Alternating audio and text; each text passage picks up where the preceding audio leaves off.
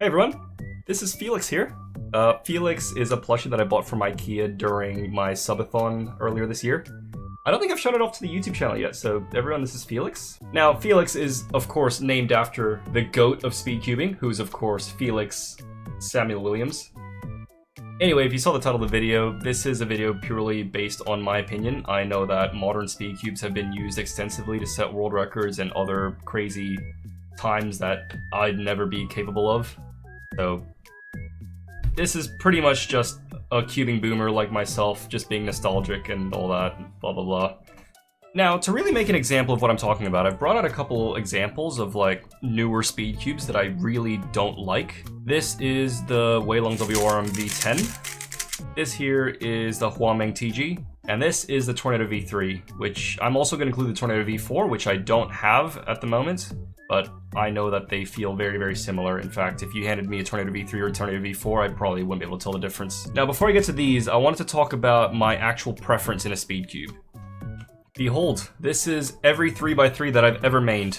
So, this is some dollar store cube. I think I got it out of like a gift bag at a birthday party or something. It's not a fantastic cube in the slightest, but it's what I learned to solve the cube on. When I started getting a little bit into it, this is a cube that my friend gave me. It's an old Moyu cube. Don't worry about the fish logo. That's a little project that I did. I don't know what it is. It's not magnetic. I think it's a Yulong V1 or something. I have no idea what this is. I used this for about a month. But after that month was over, I was craving like a real speed cube, and this was all the rage at the time. This is the Ganair SM. It was a fresh cube on the market at the time I bought it, and there was a lot of hype behind it, and to this day, I think it still turns like fantastically. I used this for about 2 years before briefly switching to the Gan X. I didn't really like the Gan X too much, but I used it for a little bit. It wasn't long before I got a little bit curious, and I bought this. This is the Volk 3, a very legendary speed cube. That sound is iconic. After I was done with the Volk, this then started my Moyu phase. This is the original WRM. I think it came out in 2019. This is what I used for a while, before next year switching to the WRM 2020, before next year switching to the WRM 2021, which is the introduction of maglev. I remember this cube has purple internals. I used it for about 2 years. So many memories on this cube right here. I set my very first sub 10 official solve with this. Towards the end of those 2 years, it was starting to feel a little bit outdated and I wanted something new, but I didn't really like what was around at the time. This was around the time when I started getting a lot more picky with my cubes, and I found it more and more difficult to switch mains, and I still do to this day. I just generally find it difficult to switch mains, but eventually I found this, the YS3M. My turning style has definitely evolved over this time. It's gotten more and more aggressive, and I've preferred blockier and blockier cubes. I'll get into that a little bit more later. But this is the YS3M. I think I broke through the sub 12 barrier on this cube as well. I used it for a while. Before starting to experiment a little bit, I was experimenting with Guhong Pro. I really didn't main this for very long. I used it for a bit before very quickly moving on to the RS3 MV5, which is a cube I absolutely adore. It's my current main at the moment. Still haven't found anything I like more than it. It's a beautiful cube, and this is what I use at the moment. Actually, I got an idea. While I have all these cubes out, just give me a moment. Okay, buckle up, Felix. You ain't ready for this. 3, 2, 1, go. The yellow and the orange is so hard to tell apart on this cube.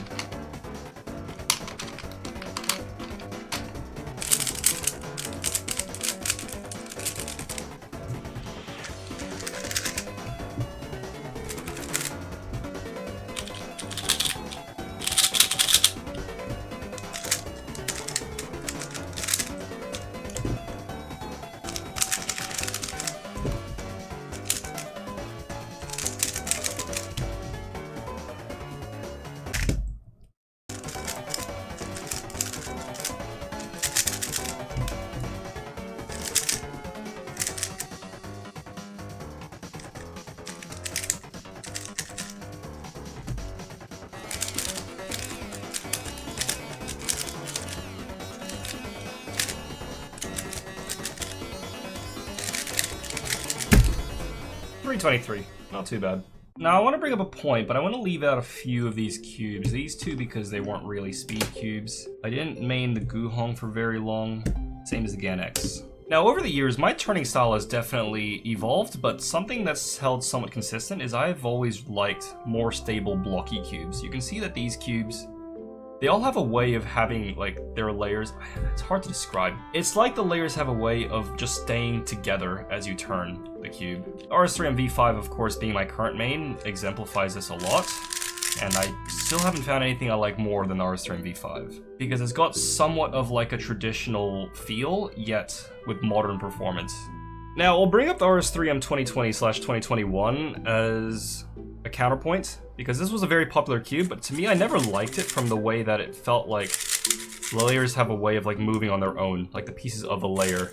I don't know how to describe it, but I just never liked this cube. So I've always just liked that more like blocky turning. The blocky is probably being the YS3M here. And the other thing I want to talk a little bit about is what I like to call the linearity of a turn. Now, over the years, cubing innovation has kind of slowed down, which is to be expected. Like, there's going to be a sort of law of diminishing return, and we're going to get closer and closer to what the theoretical best speed cube is. I've brought out a few of the mains that I've had here that represents certain like time periods of the past. The Gainer SM was one of the first mass-produced magnetized speed cubes, and magnets were a huge deal, of course. This here is the WRM 2021 Maglev, one of the first Maglev speed cubes, which, in my opinion, is a revolution. And this here is a YS3M when corner-to-core magnets and that kind of stuff really started to take off. Manufacturers were basically asking themselves the question of like, how many magnets can we cram into a speed cube? Now, what I alluded to earlier about the linearity of a turn, if you take something like a non-magnetic cube, the amount of effort that it takes to start a turn and end a turn is the same, and throughout the entire turn, that amount of effort that it takes remains the same. And this is a quality that I really, really like.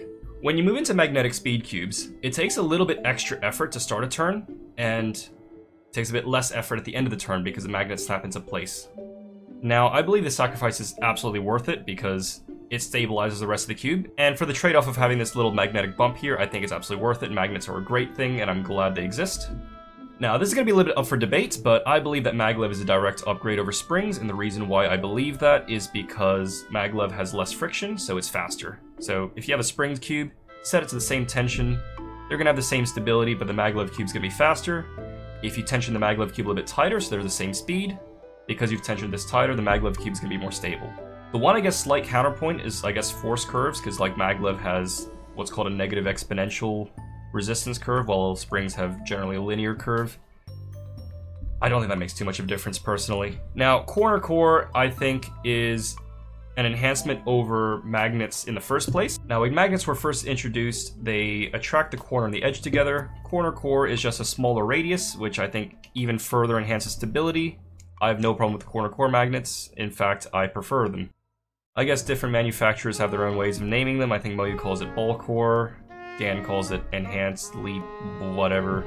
And now onto modern speed cubes. Obviously these days we have a lot of UV coating. This isn't what this video is about. I think UV coating has its pros and cons. But one thing that these cubes have in common that I really, really dislike is an evolution off of the ball core / corner core magnets. And that's this right here. There's a magnet on the edge, but it doesn't attract to the core. In fact, it repels to the same magnet that attracts the corner. When the cube is turned halfway, it repels this. I hate this, because it completely ruins the linearity of a turn.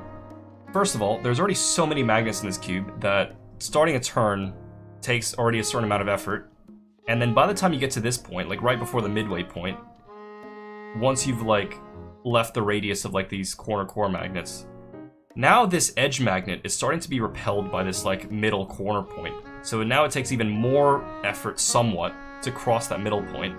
And now that you're here on the other side, now it takes less effort because now it's repelling it away, and then it snaps into place.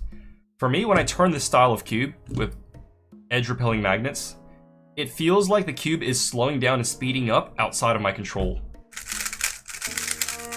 As I said, I have a very aggressive turning style, and I really like to feel every part of the turn. I don't like the cube turning for me, if that makes sense.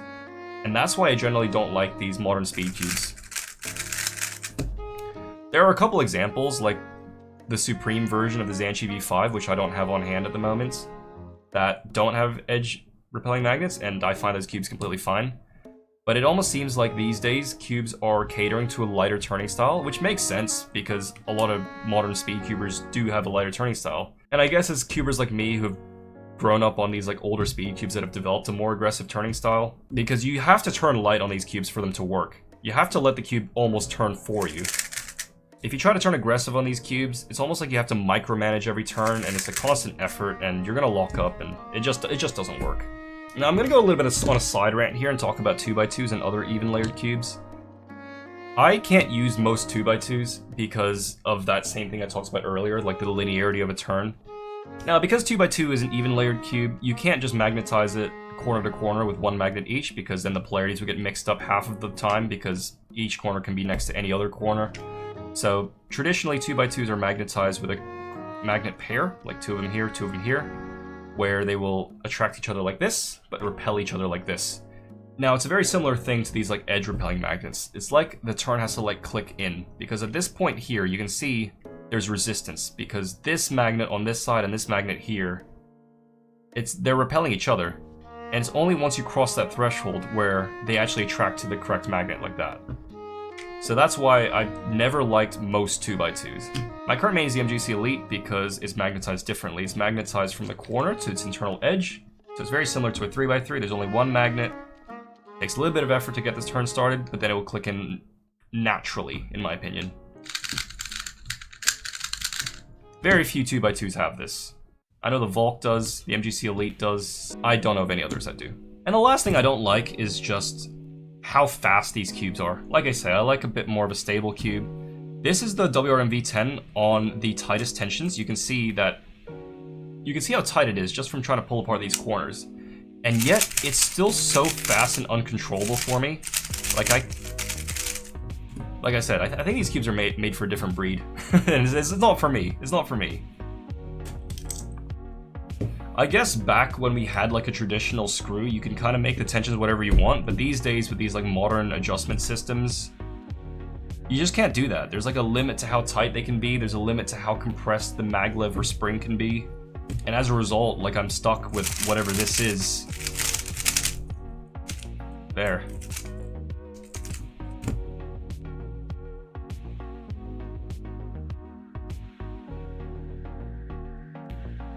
So I guess in conclusion, I'm just going to be sticking to the RS3 and V5 for the foreseeable future. I mean, I have hope because generally manufacturers, they're going to keep innovating, they're going to keep making new speed cubes, and there's a like decent portion of the speed cubing community who are like me, who like this style of cube, and I'm sure they'll come out with something else like this that's more modern soon enough.